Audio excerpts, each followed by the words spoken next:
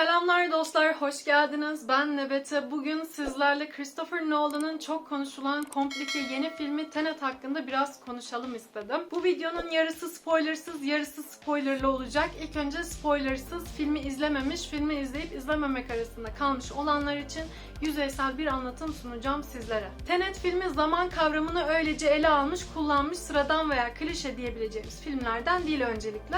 Eğer Christopher Nolan'ın Inception filmini izlediyseniz oradaki zaman mekan bükülmelerini hafif de olsa hayranlıkla, merakla izlemişsinizdir. Ama Tenet filmi bu sınırların ötesine çıkmayı başarmış bir film. Çünkü zaman kavramına, insanların, silahların, her şeyin zamanla evrimleşmesine sadece hikayede değinilmemiş. Aynı zamanda filmin gidişatında, çekiminde zaman kavramı çok farklı bir şekilde ele alınmış. İşte bu yüzden insanların kafası allak bullak olmuş ya. Çünkü hikaye ve filmin bize sunduğu bakış açısı farklı zamanlardan farklı zamanlara, farklı bir bakış açısından diğer bir bakış açısına kısaca paradoksa sokan bir film olmuş Tenet. Bir döngüdesiniz, iki taraf var ve ikisi de sizsiniz ama sadece bu kadar mı? Kesinlikle değil, çünkü bu da bir paradoks. Yani ortada bir kesin söz konusu değil. Sadece teoriler ve zaman döngüsünün sizinle olan oyunu. Geleceğin ve geçmişin, yani geçmiş zamanın ve gelecek zamanın birbirleriyle olan çatışmasını anlatan ama kafa karıştıran, dahilikle delilik arasında ince bir çizgide seyreden bir film Tenet. Eğer ben paradoksu, kafa karışıklığını bilimsel düşüncelerle desteklendirilmiş bilim kurgu aksiyon filmlerini severim diyorsanız Tenet sizlik bir film ve seveceğinize eminim. Ama yok benim kafam yanar, o filmlere soğuk bakıyorum diyorsanız yine siz bilirsiniz, çünkü evet yakacak. Peki filmin negatif yönleri yok mu diyeceksiniz. Buradaki negatiflik kişinin kendi düşüncesine bağlı olmakla birlikte çok değişken bir tabir. Dediğim gibi kafa karışıklığını, gizemi, paradoksu sevmeyen biriyseniz bu filmden nefret etmeniz, sevmemeniz gayet doğal. Ama severim diyorsanız bu filmi sevmeniz, bayılmanız da normal. Zaten film dünyası tamamen göreceli bir konu. Bir tarafta sevenler olurken diğer bir tarafta nefret edenler olacaktır. Bu da bu filmin bir parçası ve Nolan'ın da bu düşünceye bayıldığına eminim. Çünkü kendisi vermiş olduğu röportajda gayet açık bir şekilde bunu söylüyor. Bu filmi anlamanız değil, önemli olan sizde bıraktığı etkiyi derinlere kadar yaşamanızı istiyor. Eğer bir yönetmen vermek istediği bakış açısını filme yansıttıktan sonra aynısını seyircilerden alabiliyorsa bu konuda başarılı olmuş demektir. Nolan'ın da buradaki amacı mükemmel, kusursuz bir film sunmak değil, paradoksta bırakmak olmuş izleyiciyi. Ve bu amacını da yerine getirmiş ruh hastası Nolan. İzlediğiniz önceki filmlere az da olsa benzeyebilecek ama asla aynı tadı aldırtmayacak bir film Tenet. Hiç yemediğiniz ama tadını merak ettiğiniz bir meyveyi tatmak üzere olduğunuzu ve tattıktan sonra ilginç bir tatla karşılaştığınızı düşünün. Tadını daha iyi anlamanız için birkaç sefer daha yemeniz gereken bir meyve gibi bu film. Tabii birkaç kere daha izlediğinizde iyi mi anlayacaksınız filmi?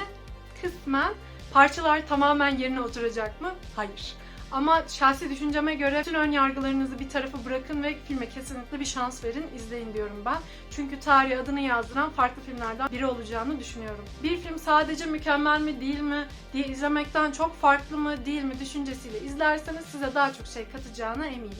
Evet, geldik spoilerlarla dolu kısmımıza. Eğer filmi izlemediyseniz, kendi deneyiminizi yaşamak istiyorsanız bu videoyu burada kapatın ve ilk önce bir filmi izleyin. Ondan sonra sizlerle devam ederiz. İzlememiş ama meraklı olanlar ve izleyip birazcık da benimle birlikte beyin fırtınası yapmak isteyenler videoya devam edebilirler. Öncelikle kısaca bir tanım yapmak gerekirse Tenet, geçmişin insanları ve geleceğin insanları arasındaki çatışmayı, savaşı anlatan bir yapıt. Gelecekteki bir bilim insanı tüm zamanı ters çevirecek, yani evrimleştirecek bir algoritma geliştiriyor. Kötü niyetlerle kullanılacağını düşündüğü için bundan pişmanlık duyuyor ve algoritmayı 9 parçaya bölüyor. Ayrı ayrı yerlere saklıyor. Ve sırrın güvende kalması için kendi hayatını alıyor. Sovyetler Birliği çöktüğünde Andrei Sator plütonyum için kazarken içi altınlarla ve bazı talimatlarla dolu bir kapsül bulur. Bu kapsül gelecekten gelmiştir ve gelecekteki insanlar bu algoritmanın 9 parçasının bulunup çalıştırılmasını ve geçmişteki insanların yok olmasını istemektedirler. Altınlar da bunun karşılığında bir ödüldür. Geçmişlerinin yok olmasını istemelerinin nedeni, geçmişteki insanlar küresel ısınma gibi birçok sorun dünyaya getirmiştirler ve eğer onlar yok olurlarsa kendileri daha iyi bir dünyada yaşayacaklarını düşünmektedirler. Diyeceksiniz ki geçmişi yok ederlerse kendileri de yok olmazlar mı? İşte orası tamamen bir ümitsizlik. Hatta buna filmde de değiniliyor. Gelecekteki insanlar o kadar umutsuzluğa kapılıyorlar ki bu kadar basit öngörülebilecek bir düşünceyi bile yok sayıyorlar ve şanslarını denemek istiyorlar. Yani ya tutarsa mantığı. Sator biri hariç bu algoritmanın parçalarını bulur, birleştirir ve Sovyet'in gizli bir şehri olan Stalsk 12'de bir yer altında tünele yerleştirir. Sator zaten ölümcül, kurtarılamaz bir pankreas kanserine yakalandığı için geçmişin insanlarını kendisiyle birlikte götürmekte kararlıdır. Filmi başa saralım ve tek tek her karakterin kendi zamanıyla olayları ele alalım. Şimdi filme hikayemizin ana karakteri, kendisine protagonist yani kahraman denilen baş karakterimizin bakış açısıyla filme devam edelim. İlk filmin başında olan olayda Kiev'de bir operaya CIA operasyonu düzenlenmişti. Buradaki amaç algoritmanın son parçasını ele geçirmekti ve kahramanımızın kendisi evriltilmiş bir kurşun kullanan gizemli biri tarafından kurtarılmıştı. Daha sonra kendisini hastanede bulan kahramanımız Tenet denilen dünyayı kurtarmaya çalışan bir örgüt için seçildiğini öğreniyor ve kurşunların, silahların, hatta insanların, her şeyin gelecek zamandan ters çevriltilebileceğini öğreniyor. Bu da filmde evriltme diye nitelendirilmiş. Mumbai'de bu evriltilmiş kurşunları üreten, muhafaza eden Priya ile görüşmek için görevlendiriliyor. Bu görevi birlikte yapmak için Neil ile tanışıyor. Buradaki söz konusu kahramanımızın ve Neil'in arasında geçen diyaloglarda Neil protagonisti yıllardır tanıyormuş gibi söylemlerde bulunuyor. En sevdiği içeceğin ne olduğunu bile biliyor.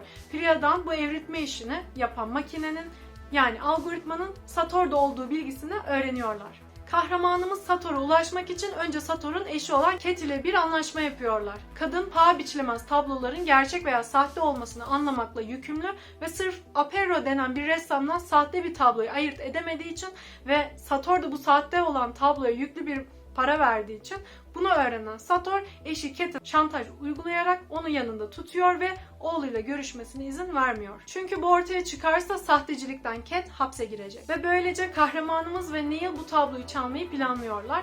İlgiyi başka tarafa çekmek için de kargo dolu bir uçağı binaya çarptırıyorlar ve burada yine gizemli biriyle birlikte bir münakaşaya giriyorlar. Neil bu gizemli kişinin maskesini çıkarır ve protagonist de onun gitmesine izin verdiğini söyler. Bu olaylardan sonra kahramanımız Sator'la tanışır ve onun için önceden sahip olduğu ama Kiev'de kaybettiği algoritmanın 9. parçasını çalmayı teklif eder. Bu sırada 9. parça Tallinn'e aktarılmıştır. Sator kahramanımızdan 9. parçayı ister ve vermemesi durumunda Cat'i vurmakla tehdit eder. Bu sahnelerde Sator'un gelecekten evriltilmiş haliyle karşılaşırız. Çünkü evriltilen insanlar için havada, rüzgarda ters eseceğinden dolayı nefes alabilmek için oksijen maskesi kullanmak zorundadırlar. Sator ve adamları kahramanımızı yakalar ve algoritmanın yerini söylememesi üzerine Sator, Cat'i evriltilmiş bir kurşunla vurur. Sonra kahramanımız algoritmanın yerini söyler. Tabi bu da bir yalandır. Tenet ekibi gelir ve kahramanımıza Sator ve adamlarının bu makine sayesinde gelecekteki sonucun ne olduğunu öğrenmek için gelecekten kendilerini evrilttiğini ve sonra kendilerini bu göreve geri evrilttiğini anlatır. Sonuçta gelecekte neler olduğunu bildiğiniz bir savaşı kazanmanız kaçınılmazdır. Evriltilmiş kurşunlar yüklü radyasyon taşıdıkları için Cat de bu kurşunlardan biriyle vurulduğu için Cat'i kurtarmanın tek yolu zamanda geri evriltilmektir. Cat'i kurtarmak ve Sator'un peşine düşmek için kahramanımız da makineden geçerek kendisini evriltir. Ve şimdi zaman geriye akar. Otobanda Sator ve adamlarını durdurmak için onların peşinden gider ve kendisini en son kaza yaparken bulur. O başlarda geri giden ve kaza yapan kendisinin evriltilmiş hali olduğunu buradan da anlıyoruz. Daha sonra Oslo'daki uçak kazası karmaşası sayesinde evriltilmiş Neil ile birlikte Cat'i ambulansa taşırlar. Bu olmadan önce içeride geçmişteki kendisiyle münakaşaya girmektedir. Geçmişteki Neil ise gelecekten evriltilmiş protagonistin maskesini çıkardıktan sonra onun gitmesine izin verir. Yani bu bizim gizemli münakaşaya girdiği kişi yine kendisidir. Zaman şimdi ileriye akarken kahramanımız Priya'dan Sator'un planını öğrenir. Bir sonraki görev olan Sator'u durdurmak için Stalsk 12'ye operasyon düzenlerler. Bu operasyonda iki takım vardır. Kırmızı takım ve mavi takım.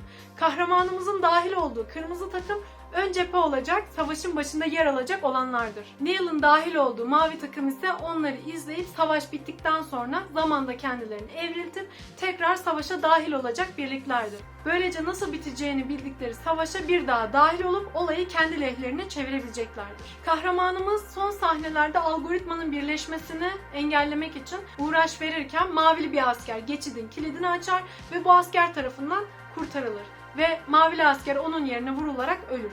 İlginç bir şey vardır ki en başta protagonisti operada kurtaran gizemli kişinin ve bu sonda ölen kişinin çantasında aynı kırmızı ipe bağlı bir anahtarlık vardır. Savaş bittikten ve algoritmayı ele geçirdikten sonra algoritmayı üçe ayırmaya, saklamaya ve hayatlarına son vermeye karar verirler. Ama Neil kendi parçasını kahramanımıza verir. Tam bu sahnelerde de Neil'in çantasında o kırmızı ipe bağlı anahtarlık gözükür. Buradan da anlayacağımız orada ölen Mavili Asker Neil'in evriltilmiş kendisidir. Bundan sonraki Neil'in görevi tekrar kendisini evriltip orada kendini feda eden Mavi Asker rolünü oynamaktır. Zaten kendisi de bu konuya değiniyor. Kilidi açabilecek tek kişi olduğunu. Neil ayrılmadan önce kahramanımıza bu tüm Tenet organizasyonunu aslında ana karakterimizin kurduğunu, herkese işverenin aslında o olduğunu anlatır. Neil için bu güzel bir dostluğun sonuyken aslında kahramanımız için her şeyin başıdır. Yani burada tamamen bir loop söz konusu. Bir zaman kıskacı. Priya, Cat'in çok şey bildiğini ve tehlikeli olduğunu düşünerek onu öldürme kararı alır. Kahramanımız son sahnede de bundan dolayı Priya'yı vurur ve en son Cat'i ve onun oğlu Max'in gidişini izler. Burada büyük bir teori var ve buna ben de katılıyorum. Max'in aslında Neil'in çocuk hali olduğu. Bence bunun üzerine durmadan önce ilk olarak bir de diğer karakterlerin bakış açısından ilerleyelim. Sıradaki Sator olsun. Sator ilk olarak kapsülü bulmuştu ve zamanını içindeki bu talimatları kullanarak tüm algoritma parçalarını bulup kişileri, cisimleri zamanı evrilten bu makineleri yapmakla geçirdi. Fazla radyoaktif kaptığı için pankreas kanserine yakalandı. Vietnam'daki botlarında Cat'le kavga etti bu şantaj meselesi ve oğlunu görememe meselesinden dolayı. Daha sonra ileride kahramanımızla tanıştı ve onun algoritmanın parçasını kendisi için çalmasına izin verdi. Çünkü kendisini boğulmaktan kurtarmıştı. Son algoritma parçası verilmez ise Cat'i vurmakla tehdit etti. Sator kazadan sonra kahramanımızın kendini evrilttiğini anladı. Kendisini tekrar evrilterek en mutlu olduğu güne, yani Vietnam'daki botunda olduğu güne geri döndü. Burada kendi hayatına son verip dünyayı da kendisiyle birlikte götürmeyi planlıyordu. Öldüğü zaman Stask 12'ye karşı tarafa sinyal gidecekti ve onlar da algoritmayı çalıştıracaklardı. Tabi Tenet organizasyonu bu sırada bu planları boşa çıkardı ve Sator gelecekten evrilmiş Cat tarafından vuruldu. Şimdi bir de Cat'in zamanıyla ilerleyelim. Cat ilk olarak kahramanımızla tanışmıştı ve sohbetlerinde Vietnam'daki botlarında yaşadıkları anları anlatmıştı. Şantaj ve oğlunu görememesi. Ayrıca kocasını kendisinin aldattığını ve bottan bir kadının özgür bir biçimde atladığını da belirtmişti. Sonra Sator kendisini darp etmişti ve onu koz olarak kullanmıştı. Hatta Sator Cat'i evriltilmiş bir kurşunla da vurdu. Neil ve protagonist kendilerini ve Cat'i evrilterek Cat'i kurtarmaya çalışmışlardı. Bundan sonra Neil ve kahramanımız savaş için kendilerini evrilttiler ve Stask 12'ye yol aldılar. Cat ise intikam için Vietnam'daki bota geri döndü ve evriltilmiş Sator'u kandırarak, yani eski Cat gibi davranarak güvenini kazanmaya çalıştı. Çünkü Sator bu sırada gelecekteki Cat'in öldüğünü düşünüyordu. Tam bu sırada Sator gardını düşürdüğünde Cat kendi yara izini gösteriyor ve Sator'u vuruyor. Bundan sonra bottan atlıyor. Buradan da anlaşıldığı gibi özgürce atlayan kadın diye imrendiği o kadın yine kendisiymiş. Son olarak bir de Neil'in açısıyla hikayeye dalalım çünkü en çok kafa karıştıran tartışmasız Neil'in zaman boyutu. İlk olarak kendisiyle protagonist ile Mumbai'de görevlerini yerine getirmek üzereyken karşılaşıyoruz ve kendisiyle ilgili bazı ilginç taraflar var. Mesela kahramanımızın en çok neyi içmeyi sevdiğini biliyor. Fizik konusunda master yaptığını söylüyor ve bu zaman konuları hakkında çok bilgili olduğunu açıkça görebiliyoruz. İnsanın aklını şöyle bir düşünceye itiyor. Bu küçük Max gelecekte bizim protagonistimiz tarafından yetiştiriliyor, işe alınıyor. Ayrıca bazı söylentiler var. Max'in uzun ismi Maximilian, son 4 harfin tersten okunuşu Neil, yani bunu göstererek de bir şekilde teoriye katkıda bulunuyorlar. Bana kalırsa bu saçma ama gel gör ki Pompei'deki bir kalıntı göz önüne alınarak filmle ilgili önemli isimler ortaya çıkmış. Yani bu varsa Nolan'ın bu Maximilian manyaklığını yapması beklenemedik bir şey değil. Ayrıca hikayede Max'in Pompei'yi ziyaret edeceği meselesi de vardı. Her neyse, önceden de belirttiğim gibi baş kahramanımızı operadan kurtarmıştı. Bundan sonra kendini geri evriltip Mumbai olayına karışmışlardı. Oslo'da tabloyu çalmaya çalıştılar oyuncular orada uğraştıkları kişinin maskesini alıp onun evriltilmiş protagonistimizin olduğunu öğrenince onun gitmesine izin vermişti. Otogarda Sator'un peşine düşmüşlerdi ve Cat vurulmuştu. Neil kendini ve Cat'i makineyle evrildikten sonra onu kurtarmak için Oslo'da olan zamana geri döndüler ve kahramanımızla birlikte Cat'i ambulansa yerleştirdiler. Bunlar olduktan sonra savaşa hazırlık için protagonist ve Neil tekrar kendilerini geçmişe evrildiler ve Stalsk 12 zamanına geri döndüler. Neil mavi takıma, protagonist ise kırmızı takıma katıldı. Ives ve Neil içerideki protagonistin bir tuzağa yakalanacağını fark edince Neil onu kurtarmak için yanlarına gider ve etrafa bakınırken kendisinden evriltilmiş bir tane görür. Neil'in evriltilmiş halinin ölümü sayesinde protagonist kurtulur ve sonda algoritmayı bölerler. Neil kendi parçasını kahramanımıza vererek bir sonraki görevine yol alır.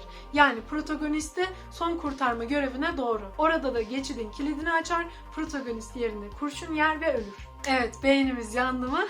Hala kafanızda bazı boşluklar varsa gayet normaldir. Zaten önemli olan Nolan'a göre what's happened, happened. Ne yaşandıysa yaşandı. Bence bu anlatılanlar üzerine bir daha gidip TNT izlemek lazım. Sonuçta ilk izlemede çıkarılabilecek basit bir film değildi. Yalnız ben hikayenin anlatımını fazla kompleks bulduğum için çok az da olsa soğuk baktım filme. Keşke Predestination filmi gibi sonlara doğru çoğu şeyin nasıl olduğunu, arkadaki gerçekleri küçük küçük gösteren son sahneler koysalarmış, film çok daha iyi olabilirmiş. Çünkü dediğim gibi herkesin çok rahat anlayabileceği, herkese yönelik bir film değil Tenet. Ben şahsen Predestination'ın hikayesini ve anlatıcılığını daha çok beğenmiştim. Daha çok etkilenmiştim nasıl böyle bir kurgu düşünebildiler diye. İzlemenizi kesinlikle tavsiye ederim. O da zaman kıskacını, paradoksunu ele alan en iyi filmlerden biri bana kalırsa. Tenet'in kurgusu güzel düşünülmüş ama filmin çekimi, hikaye anlatıcılığı çok üst düzeyde düşünülmüş. Bana kalırsa bu gereksiz olmuş ama Nolan'ın filmlerini biliyorsanız adamın zaten bu tür şeylere büyük bir ilgisi olduğunu açıkça anlarsınız. Buna Nolan tarzı da diyebilirsiniz. Inception'ın bu filmin yanında çok daha kolay olduğunu söylemek pek yalan olmaz. Şahsen ben Inception'ı tercih ederim. Beyinler yandı çünkü. Puanlamaya gelecek olursak hikaye gayet yerindeydi. Anlatımdan dolayı karmaşık gibi gözükse de güzeldi. 10 üzeri 9. Oyunculuklarda ben iyi bir performans gördüm ama protagonist olsun, Neil olsun bu karakterler bana birazcık duygu eksikliği hissettirdi. Cat ve Sator'un oyunculuğu çok daha iyiydi. 10 üzeri 7. Anlatım bakış açısı çok komplikeydi. Dediğim gibi herkesin anlayabileceği bir boyutta değildi film. Gereksiz karmaşıktı. Sonda bazı sahneleri açıklayan küçük sahneler yerleştirselerdi bence çok daha iyi olabilirdi. 10 üzeri 6. Görsel şölene ve müziklere gelecek olursak tartışmasız dolu dolu aksiyonlar izledik. Normalde Nolan'ın filmleri yavaş başlar, ortalarda hafif hızlanır, sonda da şaşırtıcı dakikalara boğardı bizi. Bu film ise sürekli bir olay içerisindeydi. Biz de o olayları anlamaya çalışıyorduk. Synth müzikleri ise farklı bir tat, farklı bir ortam katmış filme. Sadece müzikler bana biraz duygudan yoksun geldi. Belki de Nolan'ın istediği buydu, onu bilemeyeceğim. 10 üzeri 8. Yönetmen Tenet'in karmaşık bir film olmasını ve herkesin farklı kurgulara, düşüncelere varmasını, farklı bir şeyler çıkarmasını istemiş ve bunda da başarılı olmuş. Kesin bir sonuca varılmasını istememiş. Önemli olan bize nasıl hissettirdiğiymiş. Sonuçta what's happened, happened. Daha ne düşünüyorsun?